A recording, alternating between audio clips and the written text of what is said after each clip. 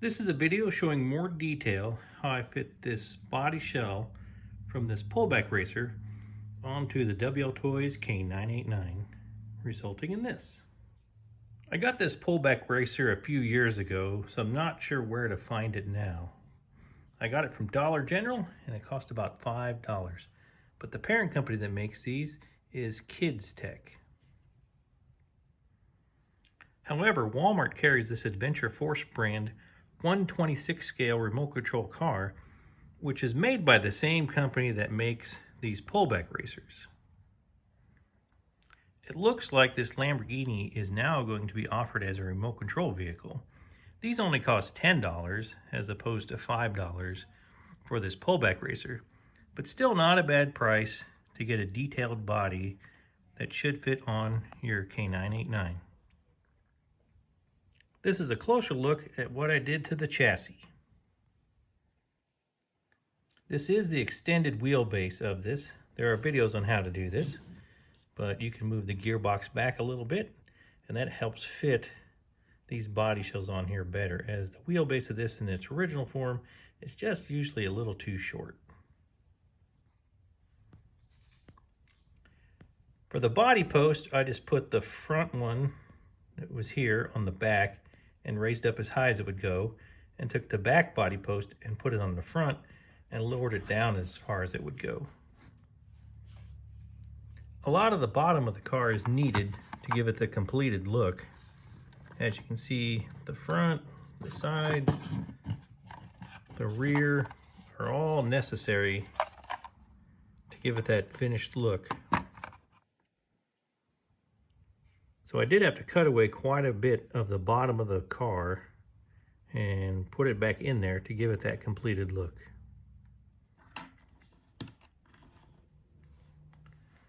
This is the finished version, a little more detail and up close.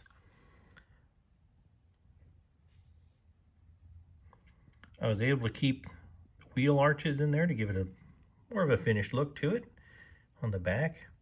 And I was able to keep the sides and the back in here. And it holds in place with these screws here, here, in the back. And then the front is held in place with those two screws.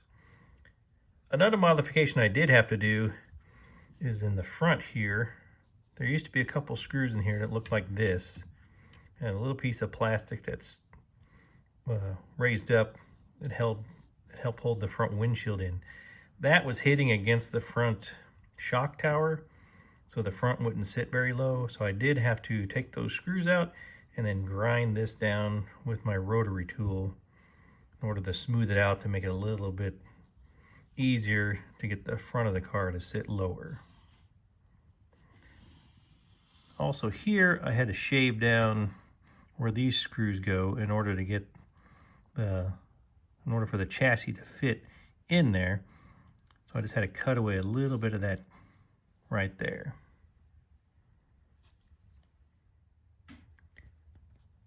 The reason I reversed the body post was where I was going to put the holes would make for less plastic to have to drill through. So reversing that front mount, or putting the back mount on the front, I was able to put the holes here and here, as well as just being able to go straight up on the back. I could put the holes here and here just to make it easier to get my pins in there. So that's why I put the holes there, and that's why I switched the body mounts from back to front. Just made it easier to get the body shell on there that way. This rotary tool comes in very handy when trimming out the bottom of the car, as well as having some grinding attachments. These are just kind of a sandpaper type of bit that goes in here. But using this tool made this job that much easier. A few other useful tools are some screwdrivers, an X-Acto knife, one of these little wheel wrenches, and also these body scissors, these curved scissors for trimming Lexan bodies. These also come in handy when modifying these body shells to fit. Now, one thing unique to this body shell was I didn't have to trim out the wheel arches. I had to do that on the other ones I've done, but this one actually lined up really well, so I didn't have to do that.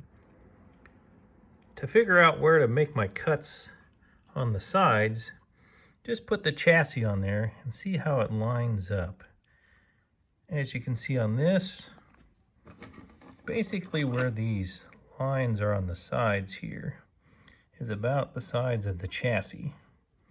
So that was the guide for me of where to start cutting in order to keep the bottom of the car to give it that finished look. Once I got a general idea of where I needed to cut, I used the rotary tool with a cutting bit and just began my cuts. I started them in a little, it went to here or here, but I cut it in closer this way because it's easier to kind of cut out the biggest part first and then fine tune it as necessary. So it does take quite a number of cutting and fitting to get it to be exact. So just be patient and take your time. But again, this rotary tool with a cutting bit makes that easy to do. Now let's take a look at what I did for the wheels. When I made this Mustang, I was able to keep the wheels off of the pullback racer, shape the holes, and then use it on the finished version. But in looking at the wheels on this, I probably wasn't going to be able to do that. Plus, that's very tedious and time consuming to create the holes. And one thing that this car doesn't have is the centers of the wheels just aren't big enough in order to drill down in order to fit the wheel nut in there. So trying to use these wheels honestly was just out of the question. The tire and wheels that I do have on here, I've had for a while, and I used that for the Camaro body because that also had black wheels originally. However, these rims aren't in stock anymore. I got them from banggood.com, but they do have some that are similar that you can buy that are still in stock. If you are looking for some tires and wheels for this project, banggood.com does carry these in stock at the moment. These are these Firelap brand wheels and tires. I'll put a link in the description. Here's a little closer look at what those rims look like.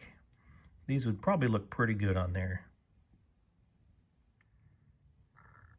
Now, as an option, I did test fit the tires from the pullback racer to see how they fit on the rims. Now, the front tires are slightly smaller than the rear tires, but it looks like it would fit on those rims halfway decent. The front tire fits pretty good. The rear tire is just slightly bigger, but it looks like it would stay on there decently. You could always add some glue if necessary. Here's a little closer look at the finished version. You can see that the front of the car does sit up just a little higher than the rear, and that's because the body shell just hits up against those suspension pieces. But it's not too bad, and it looks halfway decent. It doesn't look bad from a distance. Here's a little more detail of how the body shell originally started and the finished version.